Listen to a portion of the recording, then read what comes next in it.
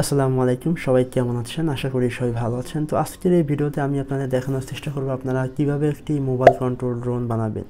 তো আপনারা অনেকেই আছেন যারা আমাদের এর আগের মোবাইল কন্ট্রোল ড্রোন কীভাবে বানাতে হয় সেই ভিডিওগুলো দেখেছেন। তো আপনারা অনেকেই বলছেন যে ভাই আপনি যে ড্রোনের ফ্রেমগুলো বানিয়ে থাকেন বা এখানে যে কম্পোনেন্টসগুলো ব্যবহার করে থাকেন সেটা নিয়ে একটা স্পেশাল ভিডিও দেন। তো আজকের এই ভিডিওতে আমি আপনাদের প্রত্যেকটা বিষয় ক্লিয়ার করার চেষ্টা করব। তো আমি লাস্ট একটা ভিডিওতে আপনাদের এই ধরনের একটা ড্রোন আপনাদের দেখিয়েছিলাম, আপনারা হয়তো অনেকে শর্টস দেখেছেন। তো এই যে ড্রোনটা আপনারা দেখতে পাচ্ছেন এটা হলো একটা মোবাইল কন্ট্রোল ড্রোন। তো এটা দেখতে অনেকটা ভিটল ড্রোনের মতো। আপনারা যারা ভিটল ড্রোন চিনেন তারা তো বুঝতে পারছেন যে এটা আসলে কেমন। তো এই ড্রোনটার একটা ইন্টারেস্টিং বিষয় হলো এই ড্রোনটার মোটর হলো উল্টো দিকে, অ্যান্ড এটার ফ্লাই আপনারা যদি কেউ দেখে থাকেন খুবই স্মুথলি ফ্লাই করে এবং খুবই স্টেবল একটা ড্রোন এটা। তো এটি বডি বানানোর জন্য আমি এখানে যে সিম্পল কম্পোনেন্টসগুলো ব্যবহার করছি এগুলো আসলে আপনারা খুব সহজে বানাতে পারেন। আমি এটিতে কোনো স্পেশাল কোনো মেজারমেন্ট ব্যবহার করিনি, জাস্ট সিম্পলি আমাদের মোটরে কতটুকু লোড নিতে পারে তার উপর ডিপেন্ড করে আমি এটিকে বানিয়েছিলাম। তো চলেন আমরা এটি একটা বেসিক বিষয় জেনে নিই। তো আমি এখানে এটির মেইন বডি হিসেবে আমি এখানে একটা ককশিট ব্যবহার করছি। আপনারা যদি লক্ষ্য করেন এটা হলো ককশিট, এবং এটি খুব বেশি শক্ত যে তাও না, খুব হালকা একটা ককশিট। এবং এখানে আমি এই যে দেখতে পাচ্ছেন সাদা কালারে এটি হলো আমাদের পিভিসি বোর্ড। তো এটি 3mm এর পিভিসি বোর্ড, আপনারা চাইলে আরও চিকন পিভিসি বোর্ড ব্যবহার করতে পারেন। অ্যান্ড আমি এখানে এই যে লাল অ্যান্ড এই যে গ্রিন কালার দেখতে পাচ্ছেন এটি হলো ডেফ্রন ফোম। তো আপনারা চাইলে এখানে এই ককশিটকে পাতলা করে কেটে আপনারা চাইলে এরকম করে শেপ করে নিয়ে বানিয়ে নিতে পারেন। তো আশা করি সেটা খুবই সুন্দর হবে। তো আমার কাছে ডেপ্রন ছিল, তো যার কারণে আমি এখানে ডেপ্রন ব্যবহার করছি। অ্যান্ড এখানে হটগুলো দিয়ে আমি সবগুলোকে লাগিয়ে নিয়েছি। আর এখানে একটা ইন্টারেস্টিং বিষয় হলো আমি এখানে আইসক্রিমের স্টিক ব্যবহার করছি। তো এটা আসলে খুবই সিম্পল একটা বিষয়। যাক, তো আপনারা এরকম একটা ফ্রেম বানিয়ে নিতে পারবেন। আপনাদের এখানে এই ধরনের 3D প্রিন্টেড ফ্রেম আপনাদের দরকার হবে না। সো সেক্ষেত্রে আপনাদের এটি টাকাটা আপনারা একটু সেভ করতে পারবেন। এখন আসে আমাদের মেইন কম্পোনেন্টস বা আমাদের ইলেকট্রনিক্সে।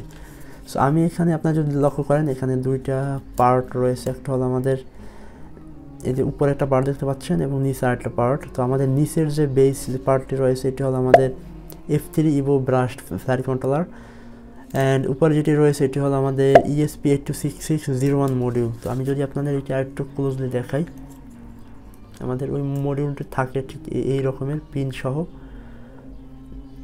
তো এরকমের পিন সহ থাকে। তো আমি পিনগুলোকে আমাদের এই যে USB যে সিরিয়াল অ্যাডাপ্টার আছে এটির মাধ্যমে আমি এটিতে ফার্মওয়্যার দিয়ে দেন এইভাবে লাগিয়ে ফার্মওয়্যার দিয়ে দেন আমি এটির সকল সোল্ডারিং খুলে ফেলছি। তো এটি ঠিক সেমভাবে করে ফেলছি, দেখতে পাচ্ছেন। এটি হলো ESP826601 মডিউল। অ্যান্ড আমাদের এই যে ফ্লাইট কন্ট্রোলার রয়েছে এটিতে যদি আপনি একটু লক্ষ্য করেন এখানে মোটর লাগানোর জন্য 4টা মোটর কানেকশন রয়েছে, খুবই সিম্পল কানেকশন। এখানে সার্কিট ডায়াগ্রাম খুবই সিম্পল। অ্যান্ড এখানে আরেকটা বিষয় হলো আমাদের এখানে এই ESP826601 মডিউলের পাওয়ারটা আমাদের এই ফ্লাইট কন্ট্রোলার থেকে আসছে। তো আমাদের মূল যে পাওয়ার সাপ্লাই আসবে আমাদের ব্যাটারি থেকে। তো আমাদের এটি হলো ব্যাটারি কানেক্টর। তো এটি দিয়ে আমাদের এই ফ্লাইট কন্ট্রোলারের যে পাওয়ার যাবে সেটি আমাদের রিসিভারে আসছে। এইখানে এই যে দেখতে পাচ্ছেন এখানে দুটি কানেকশন রয়েছে, একটি হলো পজিটিভ একটা হলো নেগেটিভ, এবং এই পাশে আরও দুটি কানেকশন রয়েছে, এই দুটি হলো আমাদের সিগন্যাল। আমরা এখানে দুটি হলো সিগন্যাল এবং এখানে দুটি হলো আমাদের পাওয়ার কানেকশন। তো এখন কথা হলো আপনারা এই ফ্লাইট কন্ট্রোলারটি কোথায় পাবেন। আমাদের এই যে রিসিভারটি রয়েছে ওয়াইফাই রিসিভার এই ESP, এটি আপনি অ্যাভেলেবল লোকাল শপে পেয়ে যাবেন।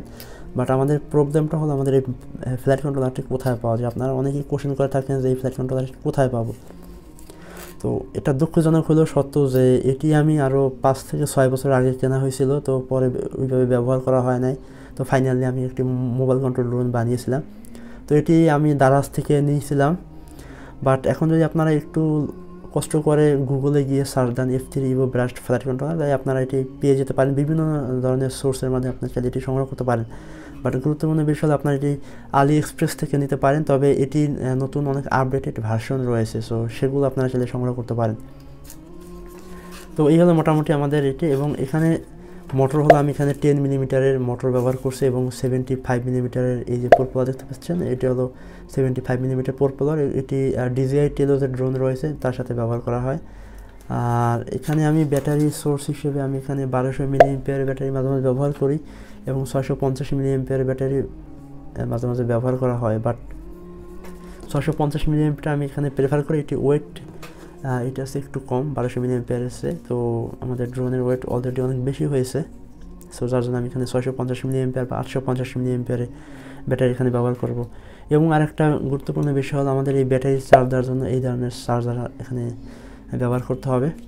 তো এরকম একটি চার্জারে আপনি একসাথে 4টা ব্যাটারি চার্জ দিতে পারবেন এবং এটির কানেকশন হলো ইউএসবি কানেক্টর। এটি আপনি আপনার যে কোনো মোবাইলের অ্যাডাপ্টারের সাথে লাগিয়ে ব্যাটারি চার্জ দিতে পারবেন। মোবাইল কন্ট্রোল ড্রোন বানাবেন, তো সেক্ষেত্রে আপনাকে এই ফ্লাইট কন্ট্রোলারটি সংগ্রহ করতে হবে। তো আমি এটি কোথায় পাওয়া যায় এক্সাক্ট লোকেশন আপনাদের আমি দিতে পারছি না, বাট আমি আপনাকে এতটুকু ইনশিওর করতে পারি আপনারা এটিকে আলি এক্সপ্রেস থেকে সংগ্রহ করতে পারেন, অথবা আপনারা গুগলে গিয়ে বিভিন্ন ধরনের অনলাইন শপ পাবেন, বাট দুঃখজনক হলো সত্য যে আপনারা সেই অনলাইন শপগুলো বাংলাদেশি না।